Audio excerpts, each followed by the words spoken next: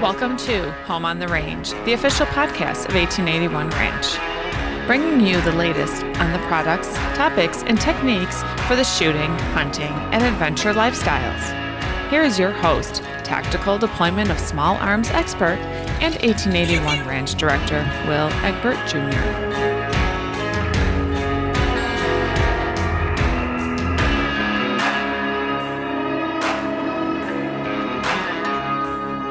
Bill.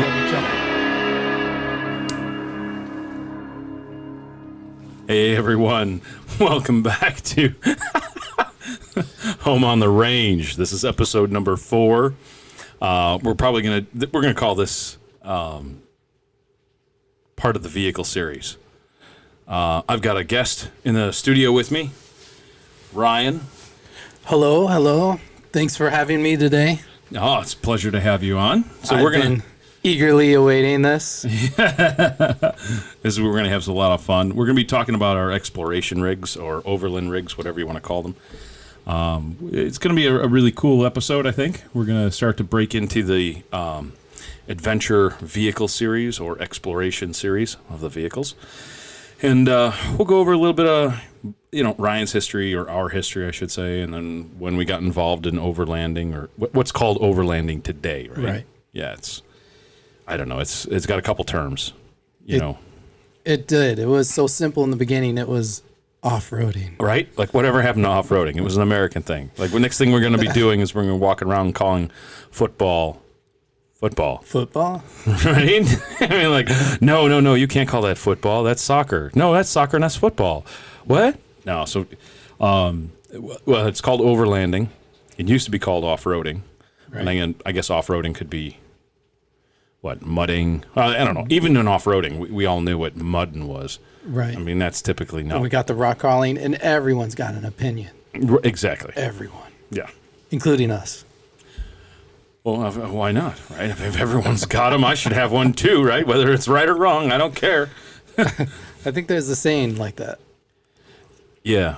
Everyone's got an opinion. Our opinions are like, everyone's got one, but most of them are full of, yeah, there we go. All right, so for tonight's podcast, or today's whenever you're listening to it, we've got a little bit of libations moving along here. Tonight is a little juice. What is it? These are the Red Bull, the premium or what, adventure or the adventure series, Red Bull, where they go off the guarine and sugar path, and we go into the tropical and the tangerine and things. So we got a little bit of that and some vodka to sip on. So if our hearts explode here over keeping it exotic. Yes, exactly. Got to keep it exotic. All right, so overlanding, off-roading. Most of us, I think, when we see rigs today, who actually have, done most of the stuff with a winch, a shovel, an axe, and some power bars, and a few bottles of water, would call what today's overlanding is more like overloading. Yes. You do kind of see a lot of vehicles in the neighborhood overdone.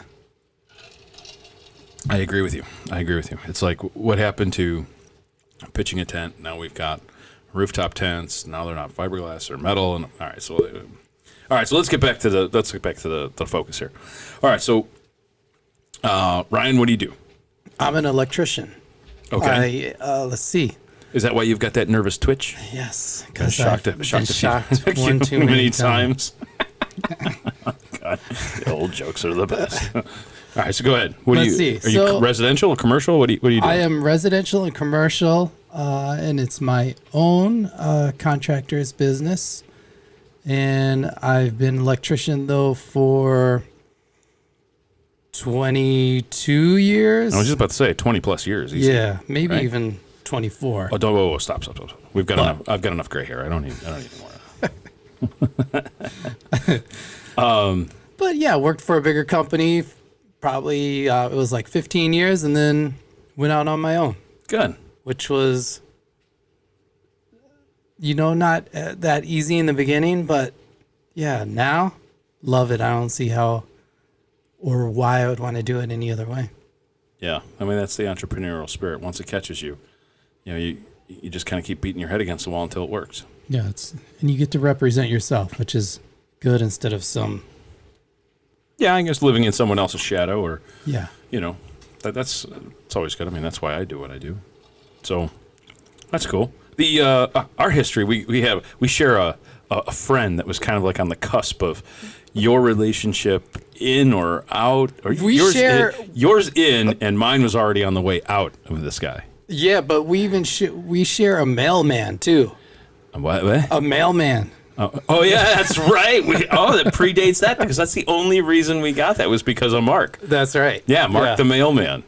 Yeah. Because you. Yeah. So do we just jump right in? Yeah. The Chicago Land Rover Club. Yeah, that's we how. We were both very. What's the word I'm looking for? Involved, energetic participants, members of the Chicago Land Rover Club. Yeah, that was a fun club. My interest in the club started, I think, in '98 when I moved back from Pittsburgh, and I had already done quite a bit of off-roading, which was serious out in the Appalachians, right, in Pittsburgh and that. So that was pretty serious, and I was rocking my favorite. I mean, I had a lot of trucks my whole life, but I was rocking my favorite, and this is where both of our paths kind of like. We're running parallel to each other at the same time, and we just didn't even know it. We like skipped each other, like. True. Yeah, I was here, and you were there, and then you were there, or you were here, and then I was there, and we just kept leapfrogging each other and missed each other. But we'll get to my truck and your previous truck here in a second. But we started with the Land Rover Club back in. When did you join? I can't remember now, but it would have been like 2001. Okay. Or 2000, I would say. Yeah, maybe about 2001, 2000 is right. I feel like we missed each other by a week, by 7 days. Because when I left as president, I was starting Trident Special Operations. Yeah. And I didn't look back. I had no time to go back to the club. And at that point, the club was kind of changing. And I was trying to keep everybody out doing activities and things like that. And I couldn't get them off center. I mean, like they wanted to go have pizza and sit around and talk about the same 5 topics that they did last month. And it was like, well, let's go do something. Right. Let's go to a dealership and let's tear apart a truck. Let's all go to the boat and RV show and go look at some of these weird trailers that were coming in from Australia, even back then. Mm-hmm. Yeah, I think it was right around 2000, 1999, 2000, I was importing those trailers. Those Overland trailers out of Australia. Okay. Yeah. I had them in my race shop and shit, and it was amazing. But it was way too early. You want to talk about getting a jump start on the market. Oh, yeah. So I think that's right. I mean, I was just out and you were just coming in. Yes. Yeah. So then, of course, we know all the same people. Now I would always hear about this Bill guy. Who is this Bill guy? Oh, dude, I was infamous, right? Isn't that the word? Totally. Infamous? Yes. That was more than famous, right? But I'm just remembering like the Three Amigos, the what was it, Chevy Chase and Martin Short and some other guy. Those were the Three Amigos, and they're like, oh, he's infamous. Oh, that means he's more than famous. So I'm gonna have to El Guapo. Yeah, I think that's where we started, and I had no idea you existed, and you had no idea I existed. Right. Well, you did, right, because you keep hearing these rumors about this crazy jerk. But then all of a sudden, one afternoon, I get this. I started a club called the Chicago Overland Society when Vulture Equipment Works started. When I started Vulture Equipment Works in, what was that, 2012? Yeah, 2012. Yeah, I'm pretty sure. It was right around it. So 2013, we started bringing in some more equipment, 13 or 14. Like Yeti had just come out, so we had that. And that's when Mark joined the club, the Overland Society. And he was a cool cat. And then all of a sudden... And he was my mailman. Yeah, he was your mailman and my new friend. Yeah. And he's like, oh, you know about this guy? He lives over in Hillside and blah, blah, blah. And he drives this wicked truck. And I'm like, what are you talking about? I'm like, no, come on. He's lived right next door to me, and I don't know this. Come on, get out of here. And next thing you know, bam. Yep. Makes the introductions, and yeah, it's like we've constantly had overlapping interests and stuff like that, and it was always right down the street from each other. We had no idea. Yeah. So without Mark the mailman, we'd have been That's true. adrift. Thank you, Mark. Yes, shout out to the Mark, who I have not heard from in such a long time. I've reached out to him a few times. And I bump into him out on the streets every once in a while. do you? Yeah. Yeah, kicking He around. seems like he's doing good. Yeah. He's got. I knew he's got one child. Mm-hmm. He's a recent dad, and I know that was probably like one of the big things in his life that brought a big smile to his life. I knew it did with me. All right, so that's a little bit about our history, right? Yeah. So when did you get? Let's back up a little bit. When did you get involved in off-roading? Off-roading before I even knew really what it was would have been like 1995. Oh, that was a good year. And That was a really good year. I had a Suzu Rodeo with four-wheel drive. Ooh, a rodeo. Yeah, but before that, I guess if we talk about four-wheel drive vehicles, I had a Subaru. It was a hatchback Subaru. And why I needed... Yeah, that's right, Subaru. No, I'm just... I've been looking for every... I had to hit the cricket button. But that was for my multiple trips because I needed a shred sled mobile for snowboarding. Yeah. And of course, it's winter, so you need a vehicle with some good four-wheel drive. Right. And that's where this came into Yeah. to play. So it was like my shred sled mobile. So when I lived out in Utah, I mean, everybody rocked a Subaru wagon. I mean, if you were anybody, Yeah. if you were serious about the outdoors, you had a bike rack, you had a Yakima, not a Thule, because those are punks No. that were way too expensive at that point. But you had a And Yaka. they had the square bars. Yeah, square bars are no friends. It's just going to slow you down. Slow you down, right? So we all had Yakima racks, Subaru wagons, four-wheel drive. One of the guys actually one of the girls that was out there with us, Christina, she had what was it? Oh, she had the Legacy. She had the 4-door. Nice. Yes. Very leather seats, the whole 9 yards. It was rocking. I don't even think my Subaru had a name. Believe it or not. Really? Yeah. Oh man. What was the other one? It was the Subaru S. It was the car with the little mini half windows. Right. So if you were a baller in Park City, you had one of these Subaru SVTs. What was it? An S? Oh, that's killing me now. All right. I don't know. Mine had 2 doors. It was a 2-door with a hatchback. Okay. All right. And it So you was had all red. well, a red was a definite decisive indicator for model. You know, the red one. Yeah, the red one. What was that thing called? An SVT, I think. I don't know. I'm trying to find it. It had the mini windows, and yeah, it was an SVX, and it was a slick looking car, but it was full. It was all 4-wheel drive, 97 Subaru SVX. That thing was pimp inside. It was like a regular car. Like it was high end inside. Oh, yeah. And it had the half windows, and you could roll them down at 100 miles an hour and never get any wind in the car, which was cool and bad all in the same spot. But the bottom of it looked like a sled. We would take this thing and go into like 3-foot snowbanks, like 3-foot deep all powder. skid plates on the bottom? Yeah, it was like there's a big belly pan on the bottom of the car. Huh. So the tires acted like almost like rudders, So you'd go into like 3 feet of fresh powder in a parking lot at Park City and just like just keep going. Nice. And as long as you kept your foot in it, boy, that thing would go anywhere. And then we saw everybody with the wagons, and they had the Yakima rack. In the summertime, they were rocking their mountain bikes, 4 of them, Right. 2 forward, 2 rear. And then in the wintertime, they had all their skis up there, their rocket box, and their boards. But that was still pretty early. I mean, it was back in the day. Snowboarding was like you were a gangster if you had a plank. Man. I remember only having access to maybe 1 run or 2 runs or not at all. You'd have to go to Yeah. the resort Well, out west it was a down the little. way. Out west it was a little different, but definitely here in the Midwest it was like, no, you got to run the bunny No, run. but that was Alberta, Canada. Because Oh, don't forget, well, remember, I lived out there. Yeah, that's right. That's right. So, Well, that's the Canadians. I mean, you heard what they did with the drones just recently, right? yes. I mean, come on. Outside of flying an airplane, outside of actually takeoff, flight, and landing, you have to know everything else just in order to fly a stupid drone, Right. which is still crippled at 500 foot of vert. It's crazy. Next thing you know, they're going to be having licensing for Band-Aids and stuff out there.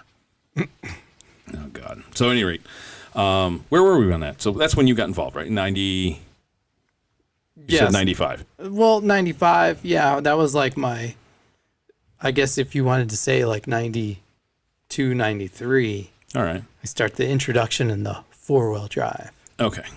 knowing that it's needed. How Okay. about that?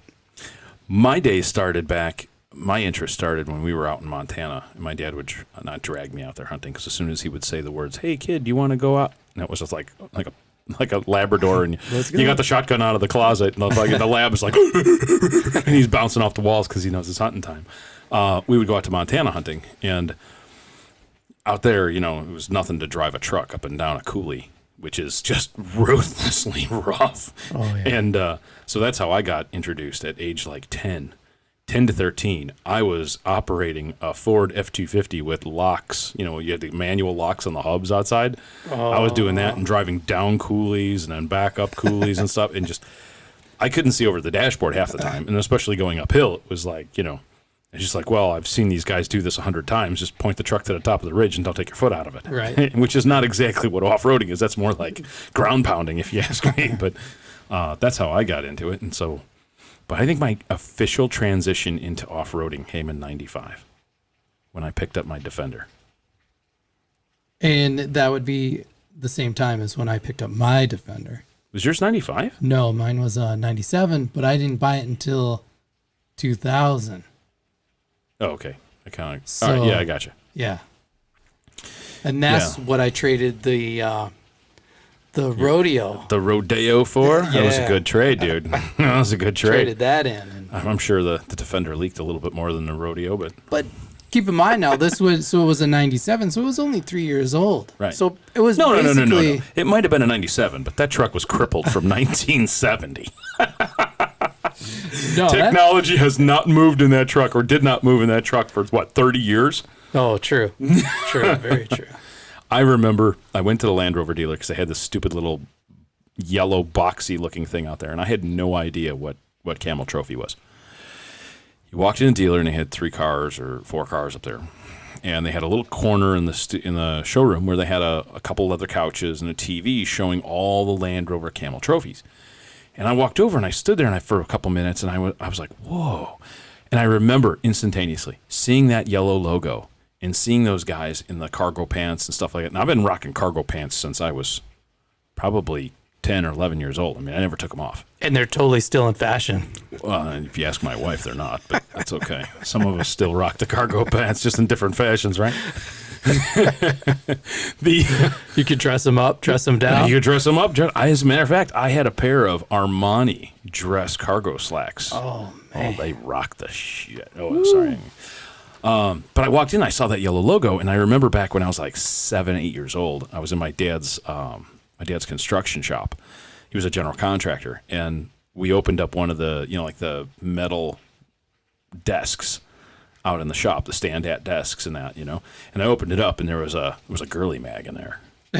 And I don't know why. I mean, I lived my whole life outside, right? So, I mean, much like you, I was always, doing something, camping or going out in the yard hunting with my BB gun or whatever. Yeah. And I saw that, and it was one of the more,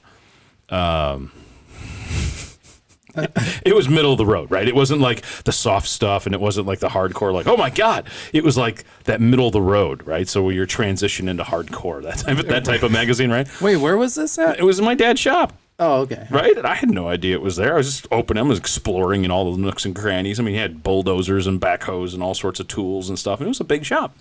But there happened to be a foreman's desk out there. And I opened up the foreman's desk, and lo and behold, there was this girly mag. So I opened it up, and one of the ads was this guy sitting on a log, and he had like this curly light brown hair and this like handlebar like total like trucker stash, right? And he's got the pocketed shirt, and he's in the jungle on a log, and he's like looking out, and he's like relaxing. He's covered in dirt and everything, and he's got that olive tan shirt with the Camel Trophy logo on it, right? And he's smoking a cigarette. He's smoking a Camel cigarette, and it was, you saw the Land Rover in the background and everything, and I was more enthralled with that picture right there of that dude.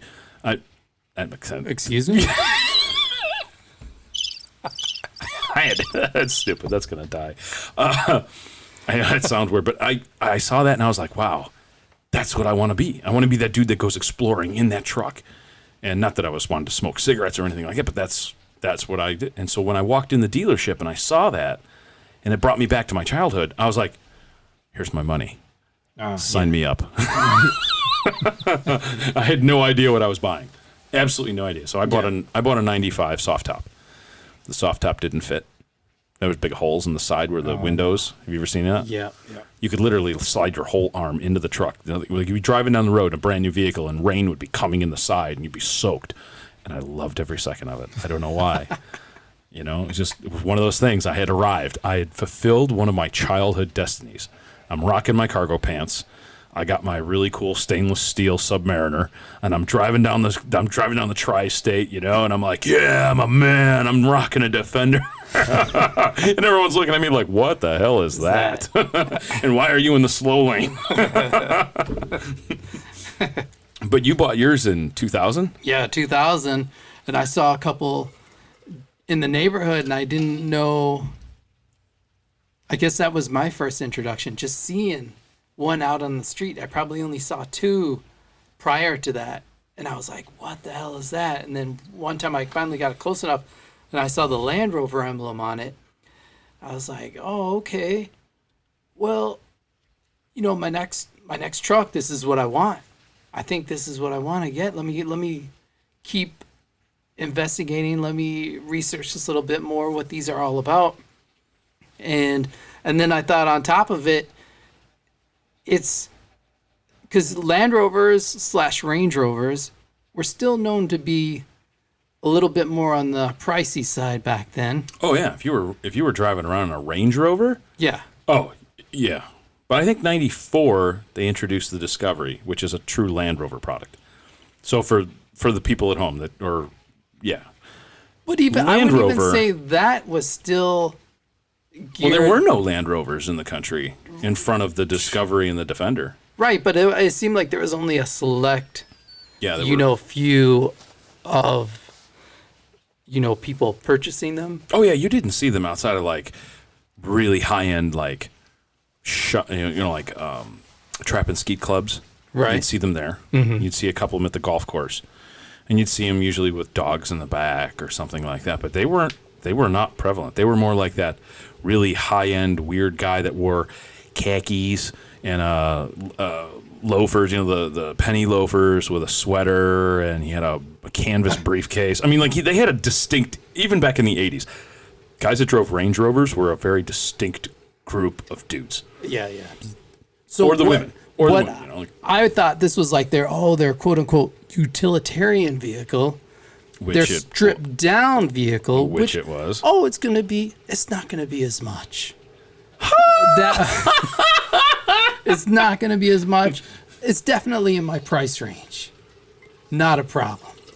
I'm going to go to the dealer and I'm going to be able to get one, no problem. Well, by the time you got to the 97, even at 2000, right, 3 years old, there was already a demand in 2000 for that truck. Because that's when... 2001, the trade towers fell. Yes. And that's when I started Trident Special Operations, was the next day. And I still remember a gentleman from Georgia calling me when I just launched Trident Special Operations, and I was taking a phone call on my cell phone, and the guy wanted to buy my truck, sight unseen. But at that time, there were already a ton of pictures floating around all the Land Rover forums of my truck, which I didn't know. But sight unseen, he offered me $100,000 for it. And like a dummy, I can't sell my truck. I can't do it. I can't do it. That's my baby. But you got yours. It was hardtop. Hardtop. Hardtop air conditioning.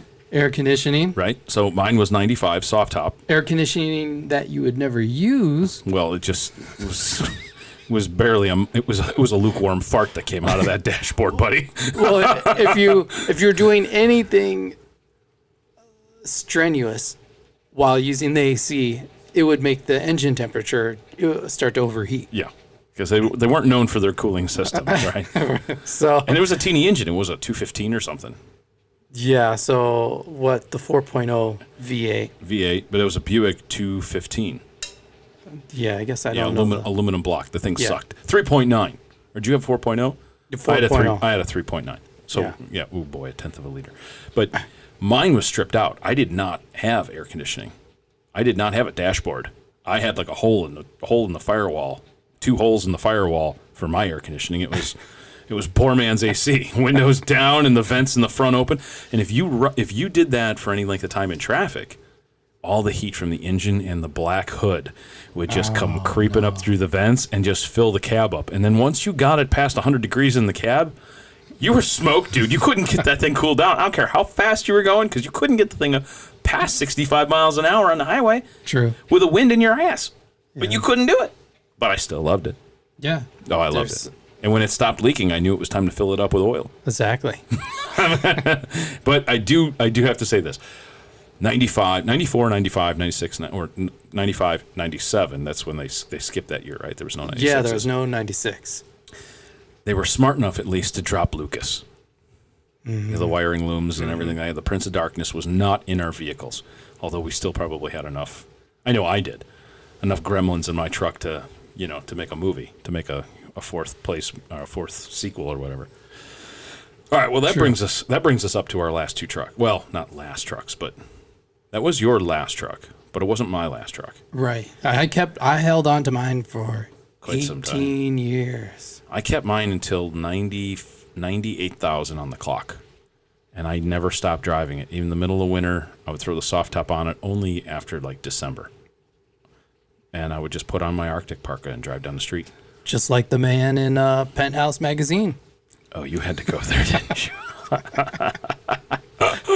Totally, dude. I was, and we would go downtown. We had a whole crew from the Chicago Land Rover Club that were young guys like myself at the time, and we all had Land Rovers. They had Discoveries, they had Range Rovers with like 12,000-pound winches in the front of them, right? So we'd go downtown drinking on a Saturday night, and we'd all pile into my Defender, and we'd go park in front of the nightclub, and we'd be parked right next to Lamborghini, Ferrari, and Porsches and everything like that. And we'd get out, and the thing's covered in mud, and lo and behold, the door guy would come up. No, just leave it right there, man. Just back it up right there in front of that Ferrari. Right. And man, I got to tell you, did that really torque off the dudes at the, I got a $185,000 Ferrari. You're parking that stupid Jeep covered in mud next to me.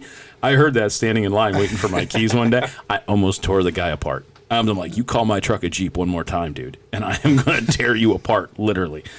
And but everybody knew it. Like, we'd be sitting at stoplights in the city, and some cute girl would walk past us. We were all single at the time, right? So the cute girl would walk past, and there was some dude next to me in a Ferrari and that. And she'd be like waving, like, hi, like looking at us in the truck. And this guy in the Ferrari's like, dude, what am I missing? I'm rocking a Ferrari. Exactly. And I'm like, sorry, man, you're just not the guy in the magazine. That's right. She obviously saw the same magazine I did growing up. Obviously. Yeah, so that was that. And then, so that kind of brings us to where we're at in this particular, right? So the first installment of the vehicle series is Project what? Project G-Wagon. Yes. Oh, so you've traded. You have now fully committed to the world of crazy. I kind of feel like a pioneer. A bit of a pioneer. At least in the U.S., yeah. Yeah, in the U.S. Oh, definitely. Oh, yeah. There's only a handful of you dudes out there. But I'm excited. Well, already at this point, we're going to go through the truck a little bit and how you got here and whatever. But exactly, there's been lessons learned. There's been. Oh yeah, but at this point right now, like the only other dude that was rocking a G-Wagon, and he'll remain nameless because I don't. Everyone says always talk nice and don't blah blah blah blah, and because nobody likes a person that speaks the truth. Well, And then nobody knows the truth. And why not? Like, if I had this experience with him, everyone else does that comes in with him too. Because we just noticed today in another magazine, there have been 2 people that were always attached to him that have like jumped ship and like, hey, I'm no longer going to be around you. Oh no. So, yeah, I don't. Hey, whatever. But I don't. He was rocking one and a G-Wagon, and his engine blew up because he went crazy and put something crazy inside underneath the hood. And hey, that's what happens when you start hot rodding stuff. But even at the highest point of his ownership of that vehicle, and you've got like what, 2 months, 3 months? No, on mine? 6 months into yours, and you have like. Kaboom! It's hard to control myself sometimes. But you're going about it the right way. You've got a vision, and you've clearly stuck to that vision. I want to keep it in smaller tweaks. Not go as big as I did with the Defender, because I feel like once I started going down that road with the Defender, with bigger things and major modifications, that you just constantly chase yourself for the next 15 years of, you do. Yeah, you do. Whatever it is that the engineers did not engineer the vehicle for.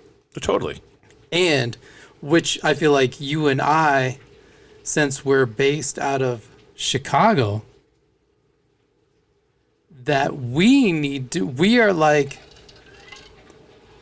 okay, like if you're in Colorado and you want to go overlanding, you're driving a half hour and basically you're overlanding.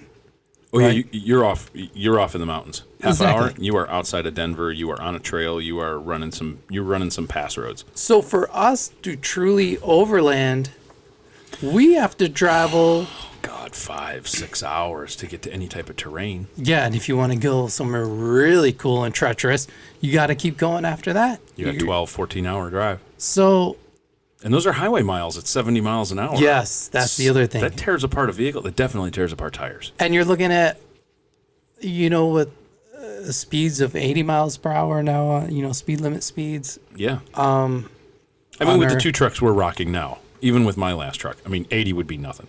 Christ, I could do 110 with my off-road trailer behind my last truck. Exactly. So the G-Wagon. But it still tears apart it puts a lot of stress on, like you said, the CV joints, the U joints, right? All that stuff, the transmission, just nuts and bolts and rattle because now we got off-road tires on there and they're vibrating. And the truck's not really meant for that. True. No vehicle is. And for an extended period of time? Yes. If you're traveling, a good 10, 12 hours straight, if you're doing it one of those, to hurry up and get there, or to the area at least to have some fun, because of course we're working individuals, we have limited time. Yeah. So that's what most people don't get when guys like us go out. Like even when I was doing the stuff in Colorado for with Vulture and shooting the catalog, I couldn't miss a day. Like, it wasn't like, oh, it's all right, we'll get it tomorrow. No, tomorrow we are on the road hitting the next spot, because if we don't hit the next spot, we are not going to get home. True. Or I had to call quits on the trip and just get only half the photos I needed for the catalog. So, yeah, we work for ourselves. We can't call ourselves up and be like, oh, hey, boss, I'm sick. I'd look at myself in the mirror and be like, you dirtbag, get back to work. It's not just sick. That's money. That's money gone. Mm-hmm. And you got to work twice as hard to get it back. Get it back. If you can get it back. Exactly. Yeah. So, and then even my recent travels to Spain, where, of course, Spain and Morocco, where there's Defenders and like everything you could think of that we would love to have here in the States.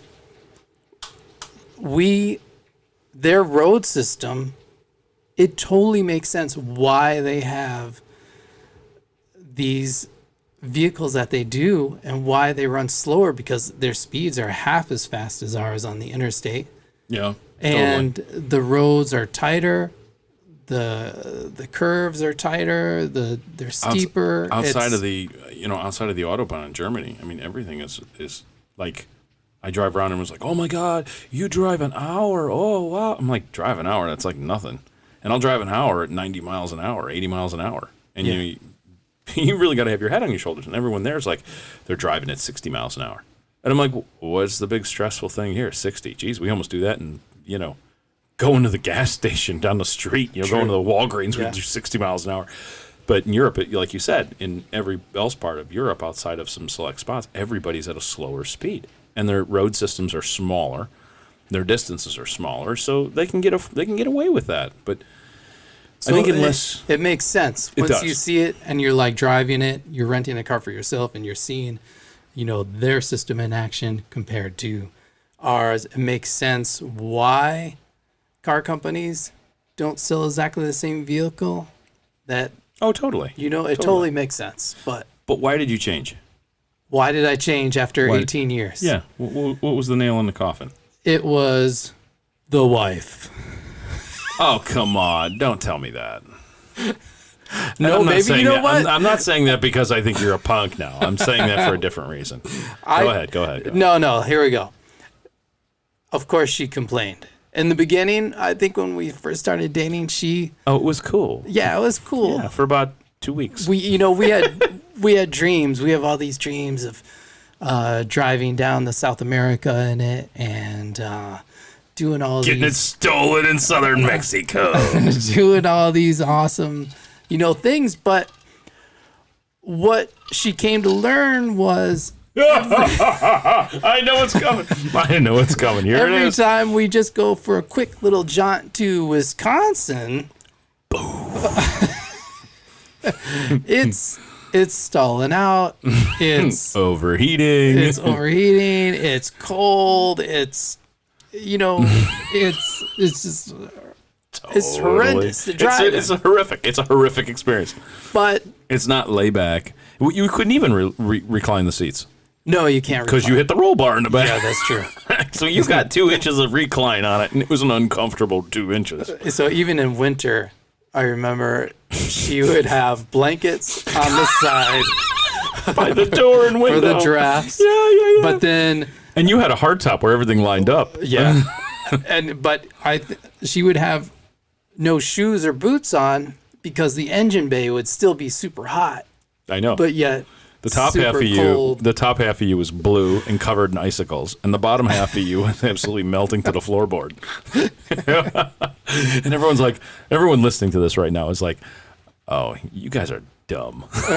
You guys are so dumb to put up with that." Or just go ahead and fix it. But you do you try hard to fix things, and you do fix things. But then guess what? The same problem happens. Or a different problem happens. Yeah, a different problem happens, maybe a foot away, and you're constantly chasing yourself. And then keep in mind, I had it for 18 years doing this. You were like myself. You knew that truck in and out. Yeah. The moment it started sputtering or whatever, you knew it was only one of 3 things. Right. And in 5 minutes, you knew which one of those 3 things it was. But it still didn't make it any... Nonetheless, it wasn't any easier. No, and you just... And let's say maybe even age. Now, 18 years ago, 10 years ago. Yeah. Maybe I had the excitement, the pleasure of fixing it on the roadside, and I didn't care. But now that I'm 45, why did you go there? Why did you just say that? Because these are maybe things that when you're 45... You could have just said older. You didn't have to date us at half of our life expectancy. What the hell what's wrong with you? Where's the mute button on this? We're still young. We're still young at heart. Yeah, we are. Hey, I can still hang with dudes that are half my age on the range, and they're coming out of special forces. Now I hurt for days afterwards. I'm not gonna deny that. But going back to what you said is that we're still young because we have that massive draw in us. That drive is there. Yeah, the desire to keep doing things and exploring more and trying new things. That's the only thing that keeps you young. Yeah, is acting like a little boy. Yeah. But I guess maybe there's something inside of you that kind of slows down a little bit. Oh yeah. No. I'm not.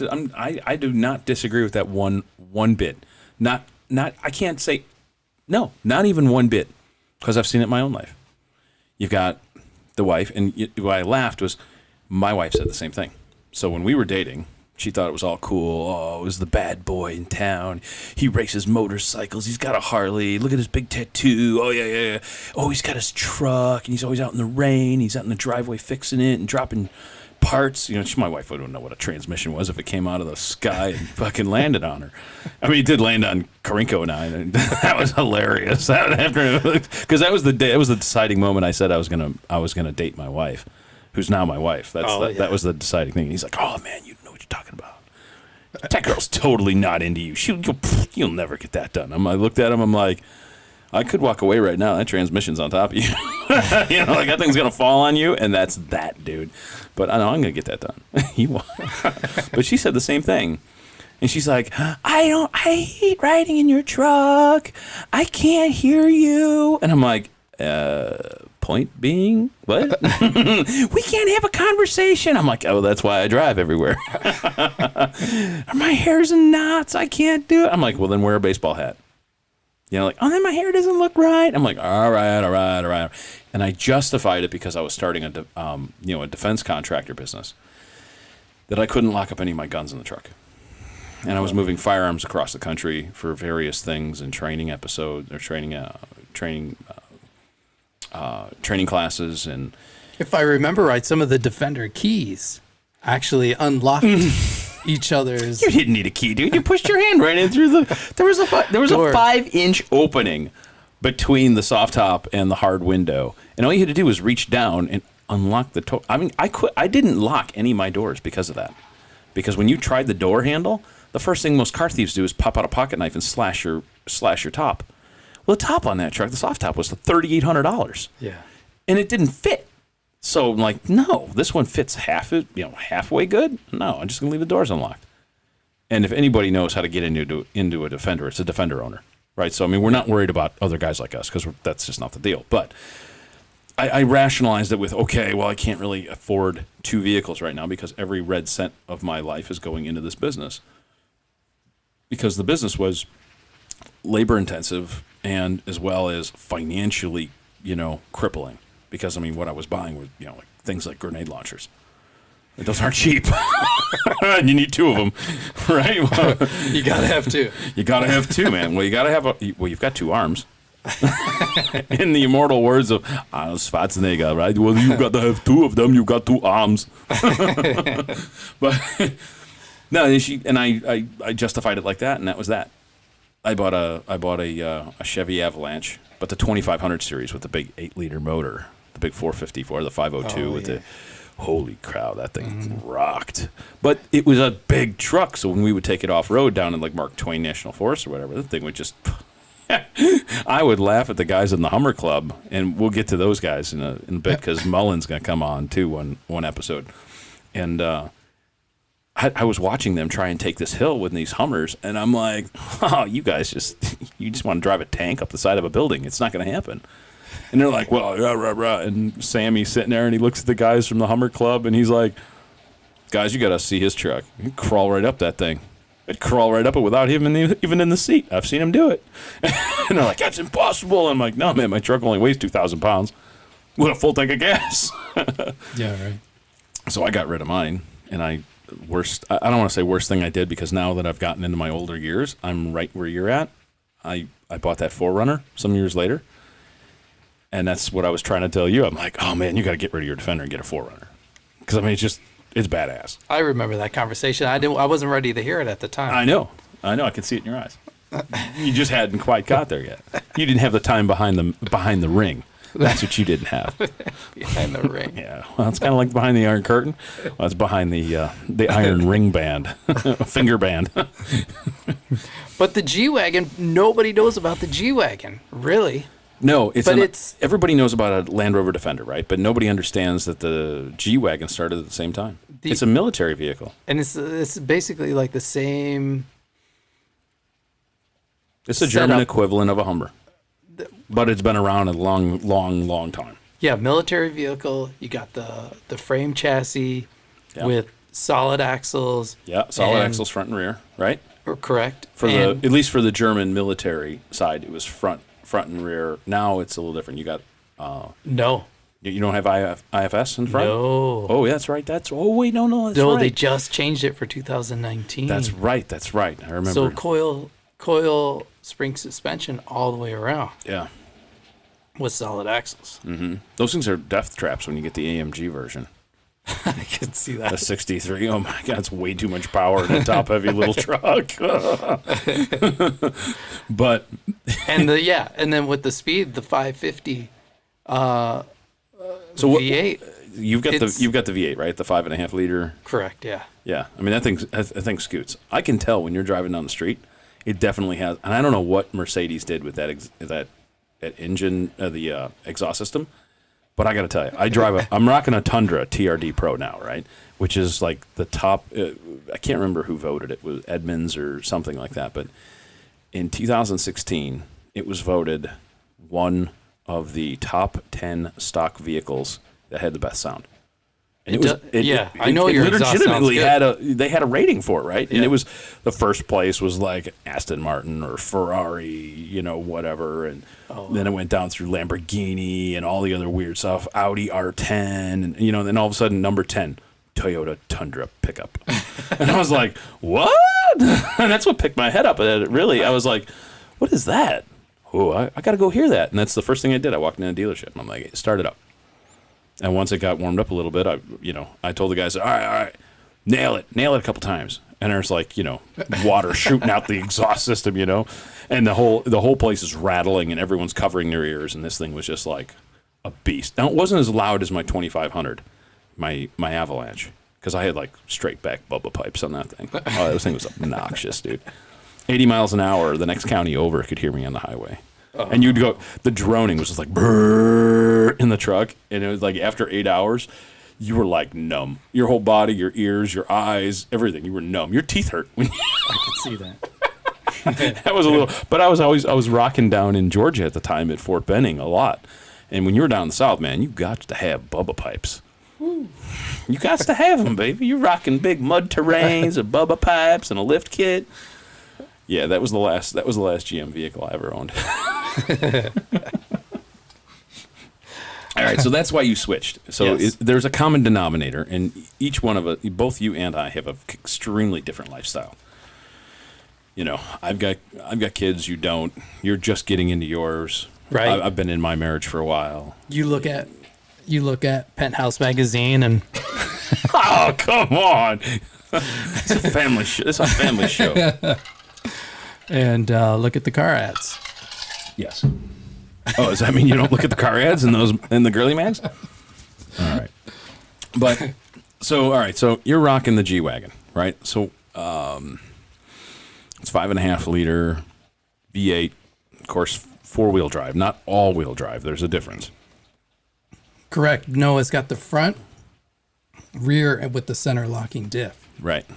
Yeah. So it's serious. That's stock on every one of those G-Wagons. Yeah, that's serious. That's serious off-roading things. Like my Defender had just like yours, had the center locking diff. And it could go anywhere. It could. Everyone was sitting there saying, "Oh, you got to have front lockers and rear lockers." I'm like, "Nah, you ride the brake a little bit." And the only thing lockers ever did to anybody that I knew, and we wheeled Moab back in the 90s. All right, so I mean, you want to talk about the day? I mean, we were welding with batteries and jumper cables, welding axles back together to get out of the desert.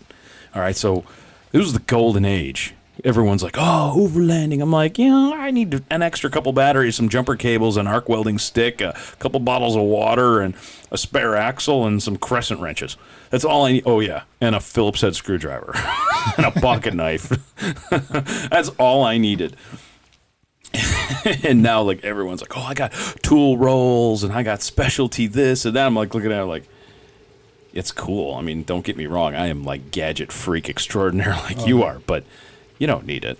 It's hard to stay away from that stuff. Oh, it's so shiny and new, all those gadgets and tools. Tools are cool. Tools are very cool, especially when they're dedicated tools for just your rig. So, all right, so you're rocking the G-Wagon. You got it stock, and you already had a shopping list, kind of like me. Let me describe my first time, the test drive. Okay. So, leave the Defender there. I jump into this G-Wagon, start it up, You know, you're a little bit nervous because you're going out on the test drive. You know, it's not your vehicle. It is. It's not the salesman's vehicle. I usually beat on that thing like a redheaded stepchild. Because, I mean, that's how I'm going to drive it anyway. So if I'm not comfortable in it, it's going right back. So, yeah, you know, you're doing the 25 to 35 mile an hour roads. And you're like, well, I really need to go somewhere to open it up a little bit to get the complete feeling, right? And it's amazing. Just, yeah, go ahead, open. You put the hammer down. I put it down. Because it's feeling, you know, it's cubed. It feels like I'm in the Defender. It does. It feels like it's I'm in almost there. identical. Outside of the same- fact that when you shut the door, you know it's not made out of pop cans. True. I mean, yeah, it feels more plush. I look over at the wife. She has a smile on her face because... Well, it's a Mercedes. And she's relaxing in this nice leather chair with air-cooled seats and Yeah, the massage is on. everything's going. But I put it down, and it just hauls and feels so smooth. It feels right. It feels like it's in control of itself. Yep. Which is really kind of cool because that first road trip you took really turned out to be a like a nightmare. Maybe you know what? Maybe you're running the maybe you're running the same problem I am. Maybe it's the curse of the famale. Right? I mean, I just keep having this horrible curse come back and bite me in the you-know-what. Every single time I turn around, it's like, is it because I don't remember having this kind of bad luck when I was young and single? Right. Is that what happens to us? Is there the curse of the famale? Like a Simpsons episode. The Simpsons. But the first Overland trip is we went from Chicago up through the Badlands, through South Dakota, Wyoming, Montana, up to Alberta, and that's where I used to live up in Calgary. And of course, I had to show off the new truck. They all remember the Defender. Here's the new one. How are you guys doing? Let's get some beers. That's when they all said, "Go back home." Who do you think you are? Yeah, who do you think you are?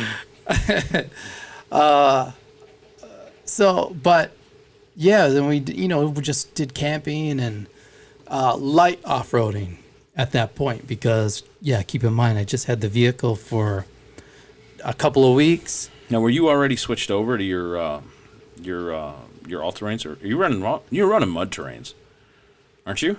No, I'm running all-terrains. All-terrains. Yeah. Had you switched from the stock tires to the all-terrains yet? For that initial trip?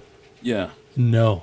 You were still on the stock tires. Still on the stock tires. Yeah, the mud and snow Michelins or whatever. Yeah, just lame. But, it was...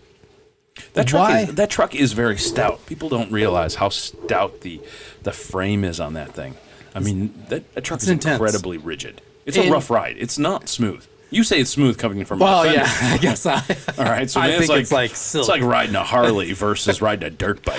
Like you come off a dirt bike and your kidneys hurt, and then you get on a Harley, even though it's rough as crap, you're still like, wow, this is like a Cadillac. And it's like, no, it's not. It's not like driving around a Lincoln Navigator, I can tell you that. But the important thing was, it was good to get a feel for the truck as a stock vehicle before totally. I go into my madness of, it needs this and it needs that. But, and the fact that we did this, 2,000 mile trip one way. Yeah. In just a week while stopping and camping along the way and seeing all the sights. And you know what? By the time we got home,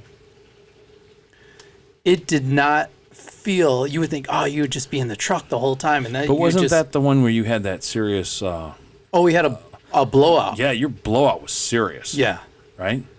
And that was I think when you came back and you told me about that was when I kind of looked at you sideways and I went, why in the hell did you take that trip once on the tires that came on the truck? Because it was already a couple years old, right? Those tires were already a couple years old. Oh, right. That's when I gave you that look of like, huh? What'd you do?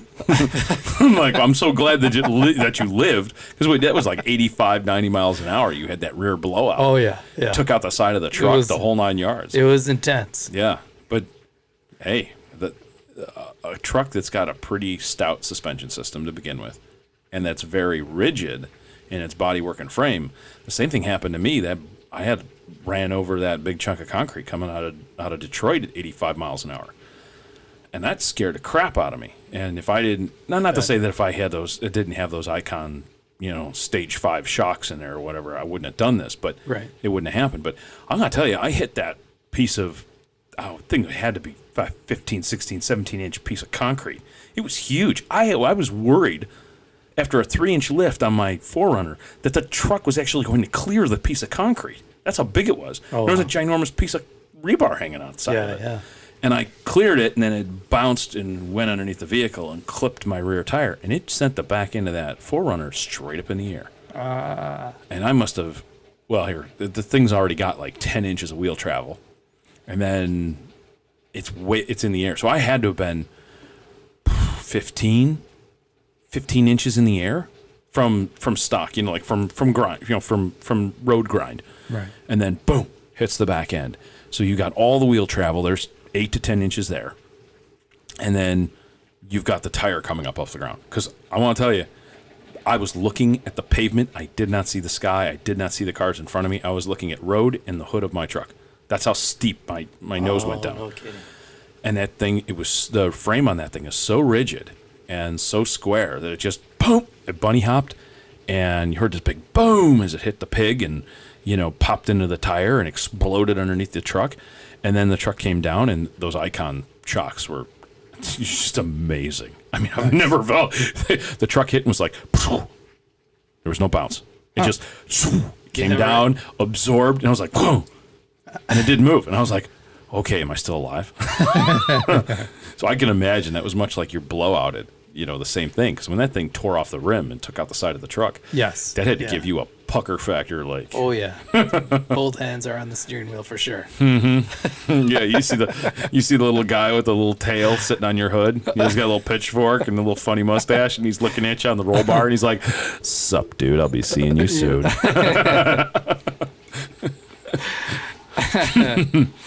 Yeah, it's an amazing vehicle. The G-Wagon is a great platform, and it's got a lot of heritage that people don't realize because it did come out of the military. And much like the Land Rover, Defender, all the way back, it was always a farm implement. And then it went into the military, and the Russians copied it. The Germans copied it because the Defender predates the G-Wagon by huge sums. And you got the Romanian version, which looks just like the Russian version, which is almost a direct copy of the G-Wagon. So, I mean, these platforms have been copied their entire lives. Defender, G-Wagon. I can't even remember what the Romanian and Russian versions are, but they did those. Yeah. In India, right. They've been copying it in India. Now, that's a cheap hustle if I ever saw one, but nonetheless, the Indians are trying to copy it, and so on and so forth. And the trucks have got, like that Camel Trophy, the Defender 110 had been all over the world in some of the nastiest things through Camel Trophy.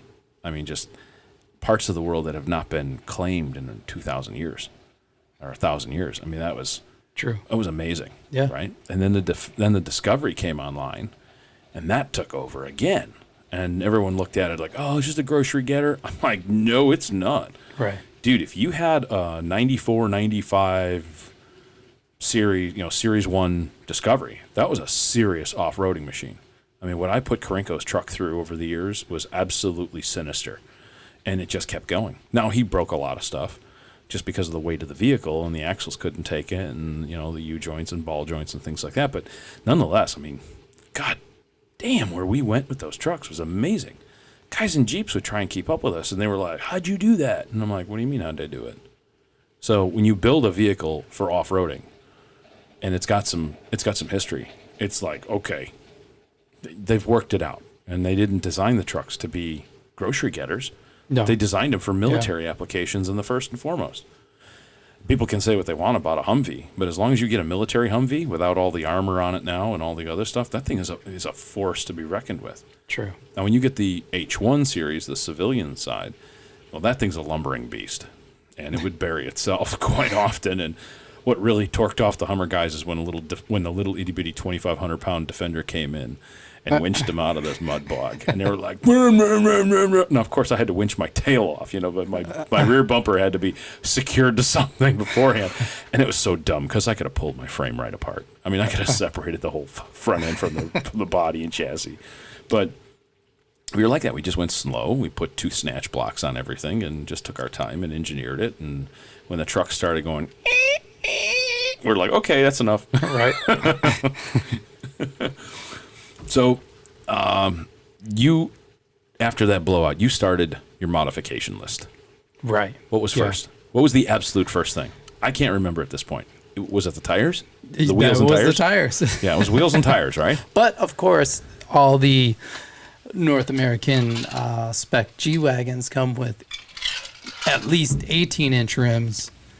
Well, everything in Europe, anything on the military side is rocking 16-inch. Correct. Because they want the balloon tire for the shock absorption and the deflation rates. So what I did was go out and buy myself a pair of 16-inch rims so I could get my new all-terrains to fit on those. Well, yeah, you're not putting a lift kit on that thing. I mean, I think there's only 2 or 3 inches you can squeeze out of that thing. Well, let's see. I did put the heavy duty old man Emu springs on the back. Yeah, but you only added an inch. Right, but it was more for compression and weight. Yeah, the weight factor. Yeah, because you were putting something back there. Yeah, you had designs to put something back there. Yeah, of course, all our camping equipment and. Yeah, you got a rooftop tent ultimately going up there, and right. You had a laundry list of stuff. So yeah, but you can only squeeze 2 inches out of that truck platform. Yeah, I mean, unless you want to dump $50,000 to $70,000 in remodifying and re-engineering the entire truck. True. I mean, you could. I guess Old Man Emu claims 2 inches on that suspension setup. Yeah, I think that's optimistic. But I didn't even do the front yet, and I do have. Well, you've got your winch on the front, right? Yeah, with a winch bumper. What winch are you rocking on? Well, wait a minute, your bumper. Because you can't get the winch on there without a bumper. Correct. Whose bumper? It's ORC. Okay. Is that steel or aluminum? Steel. Okay. So you got an ORC steel bumper on the front, made specifically for the G-Wagon. Right. It's not a retro or fit or hack job or anything. Because, right? There is an oil cooler in the factory bumper. That's right. You have to move out of the way a little bit. You got that other bumper that didn't work, didn't you? Yes. Yeah. So there's 2 G's. So I did. There's a $2,000 mistake that had to go back. But luckily, this company was really great. Really nice about taking it back. Well, after all, it's their engineering screw up. So, oh yeah, this will totally fit in a North American vehicle. Don't you worry. And they were like, hey buddy, you do realize we got trans coolers and engine coolers up here, right? All right, so you put the ORC steel bumper on there, and then you stuck in what winch? A Warn 9000. All right, so that kind of brings us up to date. Okay. Wait a minute. No, there's one other thing you did. You popped out the rear windows. Oh yeah, put in the fancy gullwing. Yeah, I really had reservations about that when you were doing that. I'm like, man, don't you want to put window cages on there? It looked like so tough and everything. You're like, no. I want to be able to get in the back from the side of the truck. And I'm like, yeah. But I do have to say, once you get those are what, front runner? Yeah, front runner. All right, which is you had them painted to match the truck. So match the truck. Yeah, the whole truck is silver. So it kind of has a very utilitarian look. Yeah, stock look. Yeah, a very stock. Ultimately, I like to keep my Defender stock looking. And but what? Stock in the eyes of who? How about what's the word? A Moab. Quasi stock. Yeah, Quasimodo maybe. No, I got you, but no, where it could come from the factory looking like that. It definitely it looks utilitarian. It's painted to match, so it's not some sort of big, primer gray or black thing on the window, because the window came out and then we had to put these things back in. Right. So that actually looked really cool. I do have to say. So that kind of brings us up to, where you're at so that. Far. Right. So far at this point, right? So you got whose wheels did you do? I did the Hutchinson military rims. Oh, yeah. Now, those look like a bead lock, but they're not. They're just knuckle shredders. No, you're completely wrong. Those are the real deal bead locks. They're military bead lock rims. And really? Yes, I believe they're actually used they're used for all the Canadian Forces G-Wagon. No kidding. And so that's not a simulated bead lock. That is a real. No, that's the real deal. Is that an on-road bead lock? It is. It's DOT approved. Good, yeah, DOT, baby, DOT approved. Yes. Not like any cop would ever really know that they're not DOT approved or want to waste their time with trying to figure it out. But Exactly. yeah, they are DOT approved. Very cool. All right, so you got BF Goodrich all-terrains, KO2s. Yes. On whose wheel? Hutchinson's. Hutchison wheels. Right. Right, 16 inchers. You got the ORC steel bumper up front. Right. With a Warren. Is it a Warren? Yeah, 9,000. It's a 9,000 XD winch. Yeah. Yeah, we threw the synthetic cable on there. Right. Right, we wired that up, and then we got the front. You got the front runner side windows, right? Yeah, the gull wing side door, side doors, windows. if you want to call it. Yeah. Which came out real nice. Cool. Well, that's kind of where you sit right there. I mean, this is Project G-Wagon, so I can't railroad this thing and take it off to my side on the Tundra side. So, but we're going to get there. I think the next episode. What do you think of this? You've got a whole bunch of shipments coming in, so we're not going to spoil that. Right. I mean, there's a ton of shipments coming in. I mean, my shop is like ground zero for Ryan's project truck. He calls me up. I'm like, hey, are you going to be around next week? Because I might have a delivery coming in. I'm like, yeah, I'll be around. That's fine. And then it pops the truck and the forklift and everything. That's cool. I'm like, why don't you just have this stuff? Well, I'm not going to be home. I'm like, oh, you just don't want your wife to see this stuff. So you're going to drop it off by me and get me in trouble. I got you. You're going to rope me in on this. Nice. She's going to hate me. It's just office supplies for you. It's just office supplies. Well, it doesn't matter to me in my shop, but it matters. It matters on the other side. All right, so you got more parts coming in. I mean, you're going after this thing pretty aggressive because you want it finished. I want it finished, and I just want to drive it. Yeah. Well, we've got a trip coming up, too, that we've been planning for the last year. Yeah. And between you not having a truck or being between trucks and me, not having time, and now we're getting into this 1881 Ranch project. Now we've and you had a couple other setbacks and a couple vacations that took up this year. So then now we're pushed back one more year. But I think that's good.